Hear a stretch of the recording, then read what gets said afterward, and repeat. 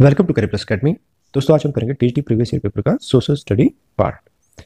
दोस्तों, वीडियो को like, share और सब्सक्राइब करना ना भूलें। स्टार्ट करते हैं आज का पहला क्वेश्चन। निम्न में से किस अधिनियम को जवाहरलाल नेहरू ने दास्ता का चार्टर्ड कहा? ऑप्शन है भारत सरकार अधिनियम 1919, भारत सरकार अधिनियम 1935, regulation act, vernacular press act. तो इसका राइट आंसर है हमारा ऑप्शन बी, सरकार अधिनियम 1935 को जवाहरलाल नेहरू ने दास्ता का चार्टर्ड कहा था। और देख लेते हैं इससे और क्या क्या क्वेश्चन आ सकते हैं हमारे। वर्नाकुलर प्रेस अधिनियम को लागू किया था लॉर्ड लिटन ने 1878 में, और वर्नाकुलर प्रेस अधिनियम को समाप्त किया था लॉर्ड रिपन ने 1882 में। तो बहुत इंपॉर्टेंट है, कई बार क्वेश्चन आ चुका है कि वर्नाकुलर अधिनियम किसने लागू किया था। वो किया था लॉर्ड लिटन ने 1878 में, और वर्नाकुलर प्रेस अधिनियम समाप्त किया था लॉर्ड रिपन ने 1882 में। तो बहुत इस अधिनियम के द्वारा प्रांतों में द्वैत शासन समाप्त करके केंद्र में द्वैत शासन लागू किया गया था। तो कई बार क्वेश्चन आ चुका है कि द्वैत शासन केंद्र में कब लागू हुआ था। वो था 1935 अधिनियम के द्वारा। काजीरंगा नेशनल पार्क किस राज्य में है? ऑप्शन है मेघालय, असम, त्रिपुरा, अरुणाचल प्रदेश। तो इसका राइट आंसर है हमारा option B, Kaziranga national park है हमारा असम में। और जान लेते हैं इसे और क्या क्वेश्चन आ सकते हैं हमारे। भारत का सबसे बड़ा राष्ट्रीय उद्यान हेमिस नेशनल उद्यान है, जो हमारा लद्दाख में और एक 4400 स्क्वायर किलोमीटर पे फैला हुआ है। तो बहुत इंपॉर्टेंट है, भारत का सबसे बड़ा नेशनल पार्क है हेमिस नेशनल पार्क, जो हमारा लद्दाख में है। लद्दाख हमारा यूटी है। भारत का सबसे पुराना national park heli national park है, जो 1936 में बना था, और 1952 में इसका नाम चेंज करके जिम कार्बेट नेशनल पार्क रखा गया। और बहुत इंपॉर्टेंट है, हमारा विश्व का एकमात्र तैरता हुआ नेशनल पार्क है हमारा केबुल लामजाओ, जो मणिपुर की लुंगटक झील के पास है। तो बहुत इंपॉर्टेंट है, 1952 में इसका नाम जिम नेशनल पार्क रखा गया। विश्व की एकमात्र तैरता हुआ नेशनल पार्क है हमारा केबुल लामजाओ, जो मणिपुर में स्थित है, और मणिपुर की लोकटक झील के पास है हमारा। नेक्स्ट क्वेश्चन करते हैं। भारत में सर्वाधिक चाय उत्पादक राज्य कौन सा है? तो बहुत ही आसान है, इसका राइट आंसर है हमारा ऑप्शन बी, असम भारत में सबसे अधिक चाय का उत्पादन करता है। और चावल का सबसे अधिक उत्पादन होता है हमारा पश्चिम बंगाल में। कॉफी का सबसे अधिक उत्पादन होता है हमारा कर्नाटक में। मसालों का सबसे अधिक उत्पादन होता है हमारा केरल में। तो बहुत इंपॉर्टेंट है। नेक्स्ट क्वेश्चन करते हैं। वर्ष 1998 में सूडान अफगानिस्तान में ऑपरेशन ऑपरेशन इनफाइनाइट रीच किस देश ने चलाया था? ऑप्शन है अमेरिका, रूस, पाकिस्तान, इराक। तो इसका राइट आंसर है हमारा ऑप्शन ए, अमेरिका ने चलाया था operation infinite reach. Next question करते हैं। बहुत इंपॉर्टेंट क्वेश्चन है, बार बार एग्जाम में आता है। महात्मा गांधी ने दांडी मार्च कहाँ से शुरू किया? ऑप्शन है चंपारण, साबरमती आश्रम, चोरा चोरी, दांडी। तो इसका राइट आंसर है हमारा ऑप्शन बी, साबरमती आश्रम। और साबरमती आश्रम की स्थापना हुई थी 1916 में। और जान लेते हैं इसके बारे में। गांधी जी ने अपने 78 सेवकों, जिनमें वे मिलर भी थे, के साथ साबरमती आश्रम से 358 किलोमीटर दूर स्थित दांडी के लिए प्रस्थान किया था।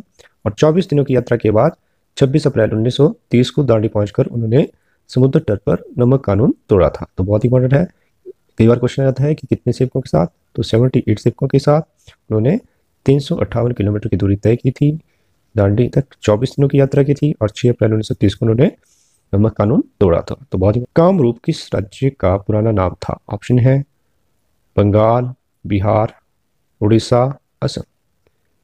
तो इसका राइट आंसर है हमारा ऑप्शन डी, कामरूप असम का पुराना नाम था। नेक्स्ट क्वेश्चन होते हैं। प्रायद्वीपीय भारत की सबसे लंबी नदी कौन है? ऑप्शन है नर्मदा, गोदावरी, महानदी, कावेरी। तो इसका राइट आंसर है हमारा ऑप्शन बी, गोदावरी प्रायद्वीपीय भारत की सबसे लंबी नदी है। प्रायद्वीपीय का मतलब होता है जो तीनों ओर से समुद्र से घिरा हुआ हो। ये जो पार्ट है हमारा भारत का, तीनों ओर से समुद्र से घिरा हुआ है, इसी को प्रायद्वीपीय भारत कहा जाता है।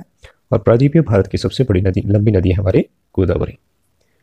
और देख लेते हैं इससे और क्या क्वेश्चन आ सकते हैं। जो गोदावरी है ये निकलती है हमारी त्रियंबकम महाराष्ट्र से, और बंगाल की खाड़ी में गिर जाती है। और इसकी लंबाई हमारे 1465 किलोमीटर। और दक्षिण गंगा के नाम से भी गोदावरी को जाना जाता है। बहुत इंपॉर्टेंट है, दक्षिण गंगा, गोदावरी। और कावेरी नदी पश्चिमी घाट के ब्रह्मगिरी से निकलती है। ब्रह्मगिरी कर्नाटक से निकलती है हमारी कावेरी, जिसकी लंबाई है लगभग 800 किलोमीटर। और दक्षिण की गंगा कहा जाता है कावेरी को। तो बहुत ही इंपॉर्टेंट है, दक्षिण की गंगा कहा जाता है कावेरी को और दक्षिण गंगा कहा जाता है गोदावरी को। बहुत ही इंपॉर्टेंट है। और उसके बाद आती है हमारी महानदी। महानदी की लंबाई है 885 किलोमीटर और इसका उद्गम स्थान है सिहावा, रायपुर, छत्तीसगढ़। बहुत इंपॉर्टेंट है, सिहावा, रायपुर, छत्तीसगढ़। और हीराकुंड बांध भी हमारा महानदी पे बना हुआ है, जो हमारा उड़ीसा में। नेक्स्ट आती है हमारी नर्मदा। नर्मदा निकलती है हमारी अमरकंटक की पहाड़ियों से और इसकी लंबाई है 1312 किलोमीटर। और मुहाना जो गिरती है हमारी खंबात की खाड़ी, अरब सागर में गिरती है। और जो नर्मदा है हमारी अरब सागर में गिरती है। और जो हमारी नदियां हैं महानदी, कावेरी और गोदावरी, ये हमारे बंगाल की खाड़ी में गिरती हैं। तो बहुत इंपॉर्टेंट है। नेक्स्ट क्वेश्चन होते हैं, विश्व व्यापार संगठन की स्थापना किस वर्ष हुई? तो इसका राइट आंसर है हमारा ऑप्शन ए, 1995 में विश्व व्यापार संगठन की स्थापना हुई थी। नेक्स्ट क्वेश्चन,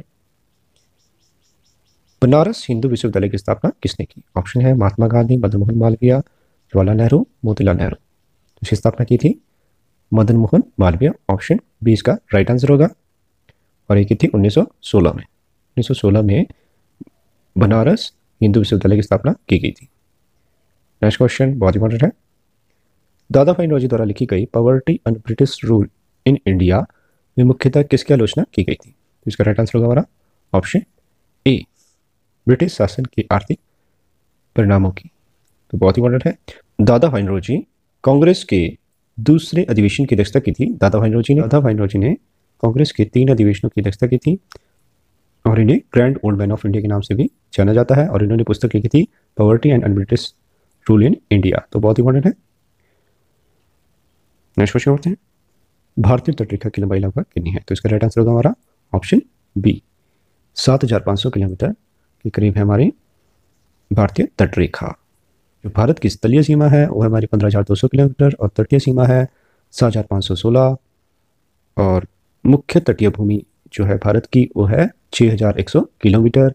बांग्लादेश के साथ भारत की सबसे अधिक सीमा लगती है 4,096 किलोमीटर, चीन के साथ 3,488, पाकिस्तान के साथ 3,323, नेपाल के साथ 1,751, म्यांमार के साथ 1,643, भूटान के साथ 699 किलोमीटर और सबसे कम सीमा लगती है हमारे अफगानिस्तान के साथ 106 किलोमीटर। तो बहुत इंपॉर्टेंट है, बार बार एग्जाम में आते हैं।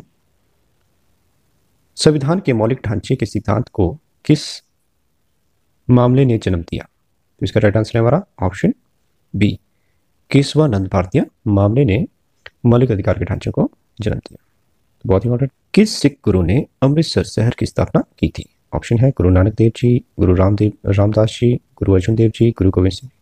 तो इसका राइट आंसर है हमारा ऑप्शन बी, गुरु रामदास जी ने अमृतसर शहर की स्थापना की थी। और जो स्वर्ण मंदिर है उसकी स्थापना की थी गुरु अर्जुन देव ने। सिख धर्म की स्थापना की थी गुरु नानक जी ने।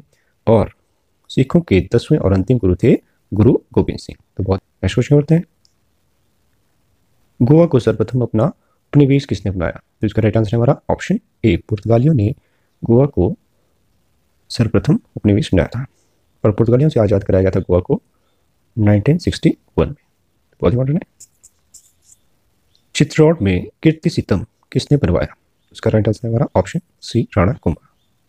दोस्तों वीडियो को लाइक, शेयर और सब्सक्राइब ना भूलें। Thank you.